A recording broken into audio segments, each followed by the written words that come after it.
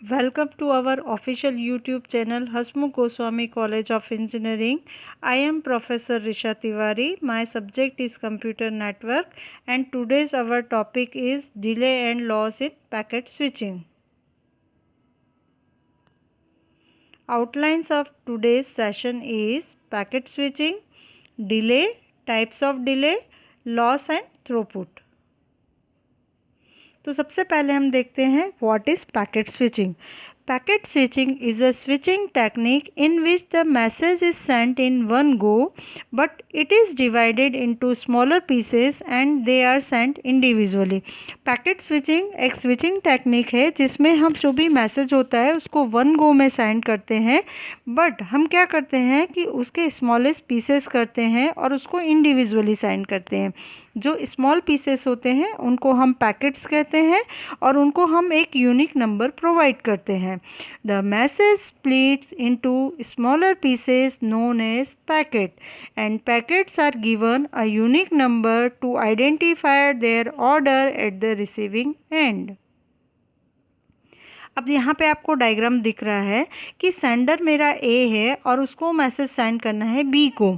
तो यहाँ पे पैकेट्स बनाए 1 2 3 4. तो यहाँ पे आपको दिख रहा है कि 1 और 4 पैकेट S1 से S2 सेंड किए.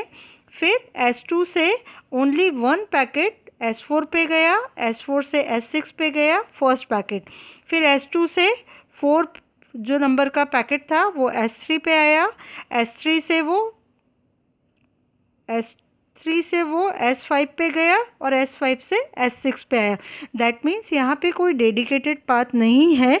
जो इंटरमीडिएट नोड है वो डिसाइड करता है कि किस पाथ से उसको डेटा सेंड करना है. तो that is the advantage of packet switching. अब पैकेट स्विचिंग में क्या होता है कि जो भी पैकेट होता है उस पर सोर्स टू डेस्टिनेशन एड्रेस होता है, उसके अकॉर्डिंग ही डेटा ट्रांसमिट हमारा पैकेट ट्रांसमिट करते हैं नोड. अब delay to send a packet travels from one node to subsequent node. Along the path the packets suffer from several type of delay at each node of the path. तो यहाँ पे क्या बताया है कि जब भी आप पैकेट सेंड करते हो एक सोर्स से डेस्टिनेशन तक, तो जितने भी इंटरमीडिएट नोड होते हैं वहाँ पे कुछ प्रोसेसिंग होती है पैकेट्स को फॉरवर्ड करने के लिए, तो उसको हम डिले कहते हैं. तो एट द रिसीविंग एंड पे क्या होगा कि जो भी टोटल डिले होता है वो हमारा टोटल डिले क्या होता है, processing delay plus queuing delay plus transmission delay plus propagation delay.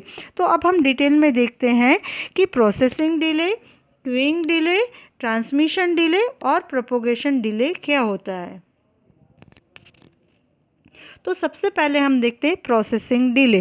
The processing delay को हम नोडल डिले भी कहते हैं. It is defined as the time required examine the packets header and determine where to direct the packet.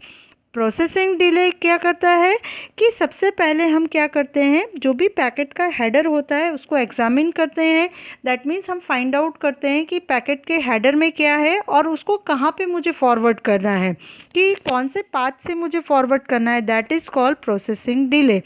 Processing delay also include bit level error. जब भी हम क्या करते हैं डेटा ट्रांसमिशन करते हैं तो वहाँ पे कुछ एरर ऑकर्स होती है, तो वो भी चेक करता है. कौन चेक करता है, प्रोसेसिंग डिले. प्रोसेसिंग डिले को हम क्या कहते हैं, प्रोसेसिंग डिले को हम कैसे मेज़र करते हैं, माइक्रो सेकंड्स में मेज़र करते हैं.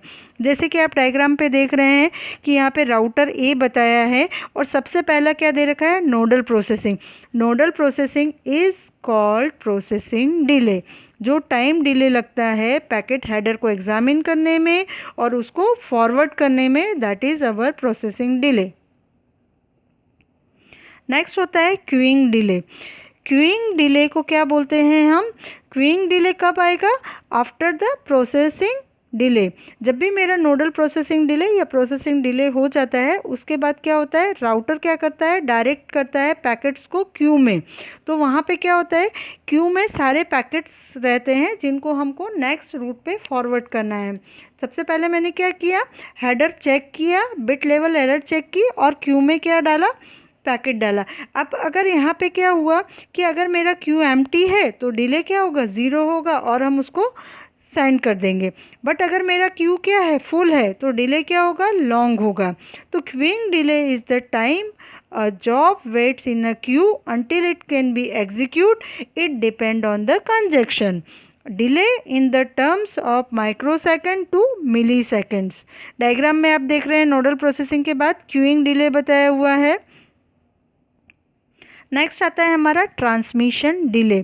The transmission delay is defined as the time required to transmit all of the packet bits over the link. That means क्या हुआ, ट्रांसमिशन डिले क्या बताता है हमको कि आप जब भी पैकेट को स्टोर करते हो और उसको फॉरवर्ड करते हो, हमने पैकेट स्विचिंग में पहले के लेक्चर में देखा था कि जब भी कोई पैकेट किसी नोड पे आता है तो वहाँ पे वो स्टोर हो जाता है। फिर क्या होता है, वो राउटर या जो भी नोड है वो चेक करता है कि अगर लाइन जो हमारा ट्रांसमिशन मीडिया है अगर वो फ्री है तो उसको सेंड कर देगा। तो स्टोर एंड फॉरवर्ड डिले जो होता है that is our transmission delay. अब ट्रांसमिशन डिले को हम कैसे प्रेजेंट करते हैं, transmission delay equals to packet length या फिर हम क्या बोल सकते हैं, डेटा साइज।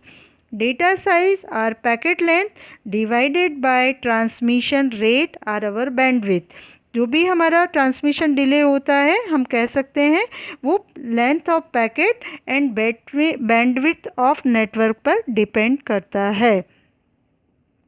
सेकंड हम क्या बोल सकते हैं, transmission delay is expressed as the ratio of packet length in bits to transmission rate of the link that is bits per second. अब यहाँ पे हमने देखा कि data size divided by bandwidth equals to L divided by B, that is our transmission delay. Next हमारा आता है propagation delay. The propagation delay is defined as time required by a packet to propagate from transmitting node to the receiving node. That means source to destination तक पहुंचने में जितना delay होता है that is called propagation delay. Propagation delay is depend upon the distance and transmission speed. तो हम ऐसा कह सकते हैं propagation delay equals to distance divided by transmission speed. That is our propagation delay. अब हमारा नेक्स्ट टॉपिक है packet loss. तो पैकेट लॉस क्या होता है, packet loss is the failure of one और more transmitted packet to arrive at their destination. तो packet loss का मतलब क्या हुआ कि जितने पैकेट फेल्यूर हुए जो सोर्स टू डेस्टिनेशन तक नहीं पहुँचे that is our packet loss. Suppose मैंने यहाँ से 5 पैकेट सेंड किए, रिसीवर ने कितने पैकेट सेंड किए 5 और डेस्टिनेशन पे कितने पहुँचे 2, तो कितने पैकेट लॉस हुए मेरे 3। तो दैट इज जो पैकेट नहीं पहुँचे that is called packet loss, that is failure of packet. अब पैकेट लॉस के रीज़न क्या हो सकते हैं, क्यों नहीं पहुँचे वहाँ तक पैकेट। तो फर्स्ट रीज़न होता है low signal strength, interference, conjunction, Q या बफर कैपेसिटी। अब यहाँ पे आपने डायग्राम में देखा कि मेरा बफर का साइज़ क्या है, जो भी मेरा वेटिंग एरिया है वो अगर फुल हो गया है तो वहाँ पे और पैकेट नहीं आ सकते क्योंकि मेरा क्यू क्या है, फुल है। तो वहाँ पे क्या हुआ कि कैपेसिटी मेरी कंप्लीट हो गई, तो वो पैकेट क्या होंगे, लॉस हो जाएंगे। दूसरा है कंजेक्शन, अगर बहुत ज़्यादा ट्रैफिक हुआ और आप पैकेट सेंड कर रहे हैं तो उसे रूट नहीं मिलेगा और वो पैकेट क्या होंगे, आपस में टकरा जाएंगे, तो वो क्या हो जाएगा, लॉस होगा क्योंकि पैकेट एक दूसरे के ऊपर बिट्स ओवरलैप हो जाएगी। तो that is the reason of packet loss. First low signal strength, interference, conjunction, Q buffer capacity. Throughput, तो अब थ्रूपुट क्या होता है, सक्सेसफुली कितने मैसेज डिलीवर हुए that is our throughput. Throughput is a rate of successful message deliver over a communication channel. Throughput is measured in terms of bits per second. Throughput किस में major होता है, bits per second. That means आप successfully कितने bits send कर रहे हो पर second, that is our throughput. अगर आपको मेरा आज का लेक्चर पसंद आया है तो मेरे लेक्चर को लाइक कीजिए और हमारे चैनल को सब्सक्राइब कीजिए।